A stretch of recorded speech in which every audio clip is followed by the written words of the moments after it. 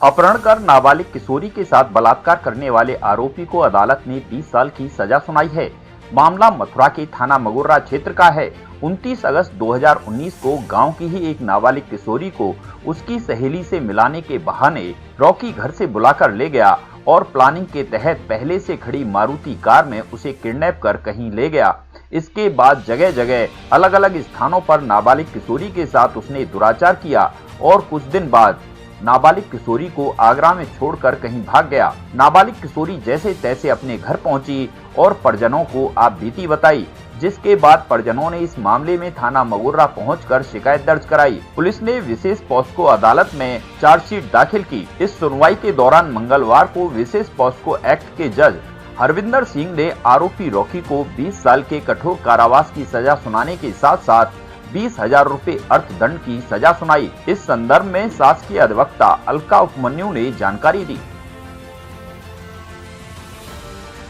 थाना मगोर्रा पड़ता है, वहाँ का मैटर है और ये पीड़िता है जिसकी उम्र है 14 वर्ष और ये तारीख थी 29/8/19 को। पीड़िता जिसकी माँ बाहर काम करने के लिए गई थी, पीड़िता घर पर अकेली थी। पीछे से पड़ोस का ही रहने वाला ये अभियुक्त है, रॉकी जिसका नाम है, वो घर पर आया और पीड़िता से कहा कि तुम्हारी सहेली तुम्हें बाहर बुला रही है।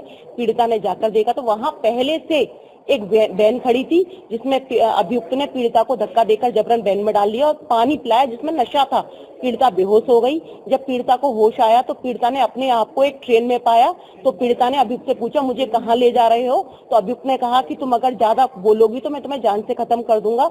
और इसको उसके बाद में ये औरंगाबाद ले गया महाराष्ट्र में, जहाँ पे इसने होटल में पीड़िता को अपने साथ में रखा है, 2 दिन रखा है, 29 और 30 को, जहाँ पे जबरन होटल में पीड़िता के साथ में बलात्कार की घटना को अंजाम दिया है। और जिसके बाद फिर ये वहां से वापस आया है आगरा में स्टेशन पे इसको छोड़कर पीड़िता को अकेला चला गया है वहां से। और पीड़िता जैसे तैसे वहां के लोगों से सहायता लेकर अपने घर पहुंची है। पीड़िता ने घर पर जाके अपने साथ हुई सारी घटना की जानकारी अपनी माँ को दी। उसके बाद उसकी माँ ने थाना मगोर्रा पहुंचकर रिपोर्ट दर्ज कराई है। रिपोर्ट दर्ज हुई है इसकी 363, 366 और 376 में और 3/4 पॉक्सो एक्ट में, जिसमें पूरी कार्रवाई हुई, सारे बयान हुए। आईओ ने अपनी चार्जशीट दाखिल करी, पीड़िता का मेडिकल हुआ।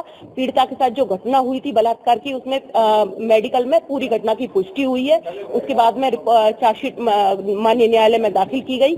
चार्जशीट आने के बाद में पीड़िता की मां जो कि PW1 था, पीड़िता स्वयं PW2 और डॉक्टर ऋचा है जो PW3 थी और आईओ जो PW4 है, सबके बयान हुए। बयान सारे कंटेस्टेड हुए। उसके बाद में आज हमारे माननीय जज साहब ने, श्री हरविंदर सिंह जी ने एक जजमेंट दिया है जिसमें कि 363 जो IPC की धारा है जिसमें 7 वर्ष का कठोर कारावास है और 5,000 रुपए अर्थदंड के हैं, और 366 है IPC जिसमें 10 वर्ष का कारावास है और 10,000 रुपए अर्थदंड के हैं, और पॉक्सो एक्ट की धारा 4 के अनुसार है 20 वर्ष का कठोर कारावास और 20,000 रुपए अर्थदंड।